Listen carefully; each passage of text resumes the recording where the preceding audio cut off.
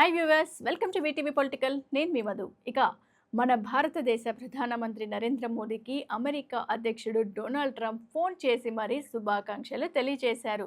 September 17న Modi తన 75వ జన్మదినాన్ని జరుపుకుంటుండగా Trump ప్రత్యేక శుభాకాంక్షలు తెలియజేశారు. ఈ కాల్ రెండు దేశాల మధ్య వాణిజ్య చర్చలకు సానుకూలంగా పునఃప్రారంభమైందని కొన్ని గంటల తర్వాత జరిగింది. మరి దీని తర్వాత మోదీ ఈ శుభాకాంక్షలకు సోషల్ మీడియా ద్వారా స్పందించారు. ఆయన భారత్ అమెరికా మధ్య వ్యూహాత్మక భాగస్వామ్యాన్ని మరింత బలపరచడానికి కట్టుబడి ఉన్నాను అని పేర్కొన్నారు. అలాగే ఉక్రెయిన్ రష్యా యుద్ధ పరిష్కారానికి శాంతి మార్గంలో తన కృషిని కొనసాగిస్తానని తెలిపారు.